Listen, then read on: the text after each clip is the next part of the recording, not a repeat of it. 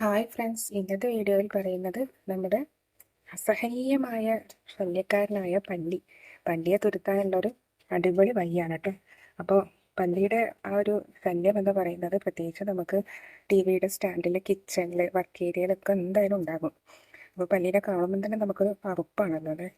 അപ്പോൾ ആ ഒരു പല്ലിയുടെ ശല്യം നമ്മുടെ വീട്ടിൽ നിന്ന് തുരത്തി ഓടിക്കാനായി, അതായത് അഥവാ നമ്മുടെ വീട് എപ്പോഴും ക്ലീൻ ചെയ്ത് വെച്ചാലും പല്ലി വരുന്നത് ഒഴിവാക്കാനായി നമുക്ക് ചെയ്യാൻ പറ്റുന്ന ഒരു വളരെ എളുപ്പമുള്ളൊരു ടിപ്പാണ് കേട്ടോ ഇങ്ങനെ ഷെയർ ചെയ്യുന്നത്.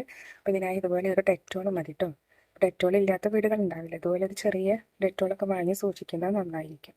അപ്പോൾ ഈ ഒരു ഡെറ്റോൾ നമ്മൾ പറയുന്നത് ഇതുപോലെ ഒരു പാത്രം എടുക്കുക. ആവശ്യമില്ലാത്ത പാത്രം എടുക്കാൻ ശ്രദ്ധിക്കുക കേട്ടോ. വേസ്റ്റൊക്കെ ഇടുന്ന ഒരു പാത്രം എടുക്കാൻ ശ്രദ്ധിക്കുക.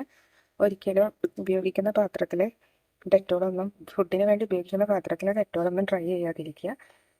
അപ്പോൾ ഇത് വേസ്റ്റൊക്കെ ഇടുന്ന ഒരു പാത്രമാണ്, അതിലേക്ക് ഞാൻ കുറച്ച് ഡെറ്റോൾ ഒഴിച്ച് കൊടുക്കുന്നുണ്ട്. അപ്പോൾ ഞാൻ കുറച്ച് ഡെറ്റോൾ ഒഴിച്ച് കൊടുക്കുന്നുണ്ട്. കുറച്ചധികം തന്നെ ഞാൻ ഒഴിച്ച് കൊടുക്കുന്നുണ്ട് കേട്ടോ. ഇനി നമുക്ക് ഇതിലേക്ക് വേണ്ടതെന്ന് പറയുന്നത് മറ്റൊന്നും അല്ല കേട്ടോ, ഈ ഒരു നമ്മുടെ ഈ ഡെറ്റോൾ വെള്ളം ഒഴിക്കാത്ത ആ ഒരു കറക്റ്റ് ഡെറ്റോളല്ല നമുക്ക് വേണ്ടത്. അപ്പോൾ ഇത് നമുക്ക് ഇതുപോലെ ഒരു കോട്ടൻ്റെ ഒരു തുണി എടുക്കാം, ഒന്നെങ്കിൽ അല്ലെങ്കിൽ ടിഷ്യൂ ആയാലോ മതി കേട്ടോ. അപ്പോൾ ഞാനൊരു കോട്ടൻ്റെ തുണി എടുത്തതിന് ശേഷം ഇതുപോലെ ഇതുപോലെ ആക്കി വെച്ച് കൊടുക്കുന്നുണ്ട്. ഇനി ഇതിൽ മുക്കിയതിന് ശേഷം ഇതിൽ നന്നായി ഒന്ന് മുക്കിയെടുക്കുക.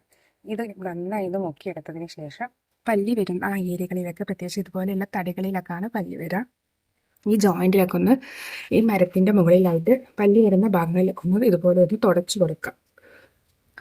ഇതുപോലെ പല്ലി വരുന്ന ആ ഭാഗങ്ങളിലൊക്കെ തുടച്ചു കൊടുക്കുക. അതുപോലെ തന്നെ നമ്മുടെ ടി വിയുടെ സ്റ്റാൻഡിലൊക്കെ ഇതുപോലെ ഒന്ന് തുടച്ചു കൊടുക്കുക. അതുപോലെ നമ്മൾ ഫ്ലവർ വൈസ് ഒക്കെ വെക്കുന്ന ആ ഒരു സ്റ്റാൻഡ്, ആ ഭാഗങ്ങളിലൊക്കെ തുടച്ചു കൊടുക്കുക. അതുപോലെ തന്നെ നമ്മുടെ കിച്ചൻ്റെ ഈ ഒരു ജോയിൻറ്റിലൊക്കെ ഇതുപോലെ ഒന്ന് തുടച്ചു കൊടുക്കുക. വിൻഡോൻ്റെ ആ സൈഡ്, അതുപോലെ തന്നെ നമ്മുടെ ഗ്യാസ് സ്റ്റവിൻ്റെ ഈ ഒരു അടിഭാഗം അവിടെ ഒന്ന് തുടച്ചു കൊടുക്കാനായി, ഇത് എവിടെയാണോ തുടയ്ക്കുന്നത് ആ ഭാഗത്തൊന്നും നമ്മുടെ പല്ലി വരില്ല. അപ്പോൾ ഇത് നല്ലൊരു ടിപ്പാണ് കേട്ടോ, തീർച്ചയായിട്ടും ട്രൈ ചെയ്യുക. അപ്പോൾ സാധാരണ ഗ്യാസിലൊക്കെ ഇതുപോലെ ഫുഡിൻ്റെ അവശിഷ്ടങ്ങളൊക്കെ കുറച്ചെങ്കിലും ഉണ്ടാവാതിരിക്കില്ല.